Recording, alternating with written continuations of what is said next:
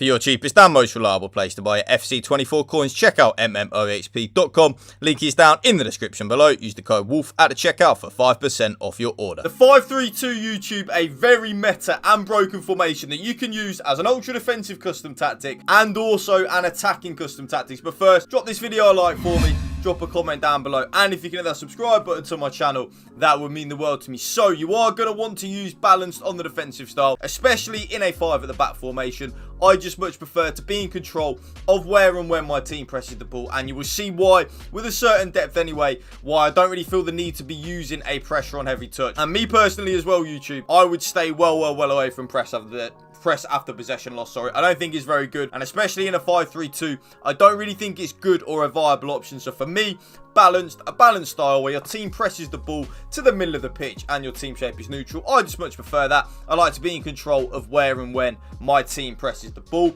The defensive width, though, this is where things do get a little bit interesting. You are going to want to go quite narrow in the 5-3-2. Now, if any of you don't know why, there was a certain big patch that dropped about 6-7 weeks ago, and it kind of tried to nerf the 5 at the back formations in terms of where the left wing back are and the right wing back are in general. So because of that, you are going to want to go quite narrow. So I've gone all the way down to 44 on the defensive width. This basically just means that my left wing back and my right wing back are in better positions when we are defending, meaning that we are harder to break down and we do concede less goals. It's definitely something you need to use when you are using a 5 at the back formation. You do need to go quite narrow with it, YouTube, believe you me. I'm not making it up. You really do.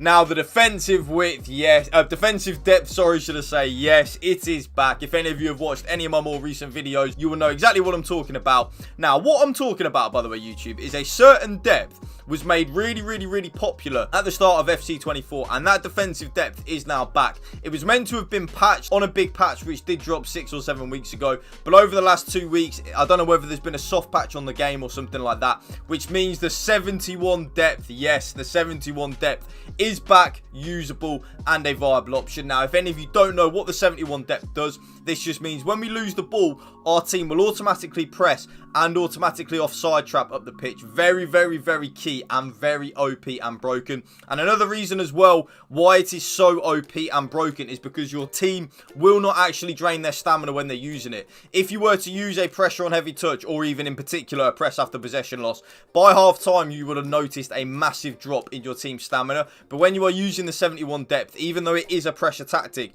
you will notice that your stamina doesn't really drain with it. It's very broken, so definitely use it. But if you're not interested in the 71 depth, me personally, YouTube, I would play 60 on the defensive depth in the 3-5-2. The reason being is we are playing a 5 at the back formation, so we can afford to be quite aggressive with our defensive depth. But of course, for me, it is of course the 71.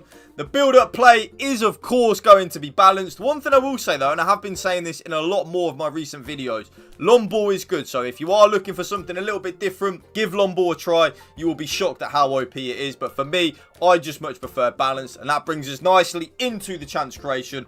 Of course, is going to be direct passing. I actually don't like anything else other than direct passing on the chance creation. I don't like forward runs. I feel like your team just runs away from you too much. I don't like possession at all. I just feel like your team never really makes a penetrating run.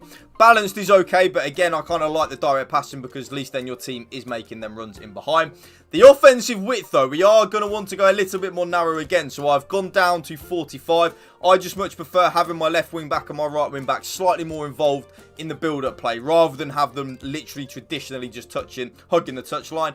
I just bring them inwards ever so slightly. It definitely works, so give that a go. Players in the box as well is of course going to be 7, YouTube. The more players that we have in the box, you know what I'm going to say, the more likely we are to score a goal, so give it a go.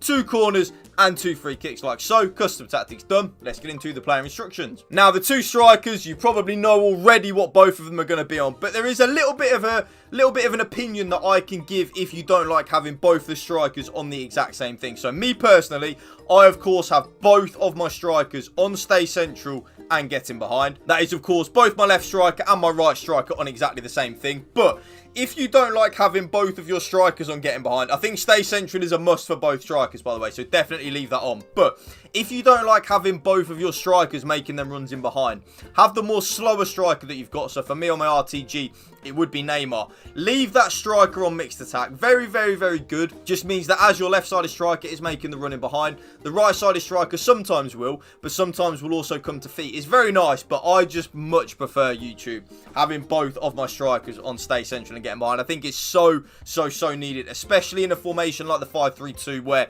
it's elite defensively, but we need to get it elite going forward, and having both the strikers making them runs in behind helps out tenfold. I then play with my right central midfielder as the more attack-minded central midfielder out the two. So you could definitely use an attacker in this position. You see that on my RTG, I am using Eto in that position. This right central midfield player for you will get a lot of goals and a lot of assists, believe you me. So get forward, get into the box for cross and cover centre. Just means that my Samuel Eto will get forward, and because he's also getting into the box for cross, will help out a lot in the attacking third of the game.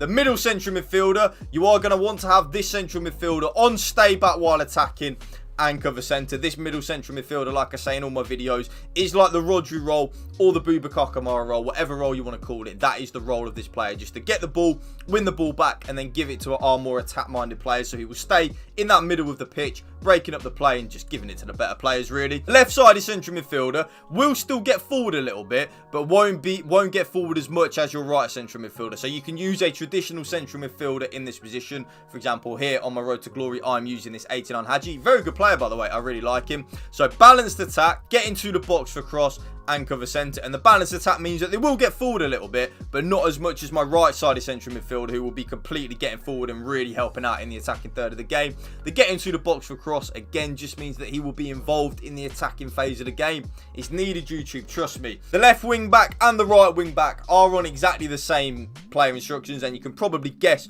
what they're going to be on in the 5-3-2, and that is join the attack and overlap. So both my left wing back and my right wing back, I want them to make penetrating runs, not penetrating runs in behind as such, but I want them to really provide us the width in this formation. We've got both our strikers staying in the central areas of the pitch. We've got the midfielders covering the centre areas of the pitch as well. So we need our left wing back and our right wing back for us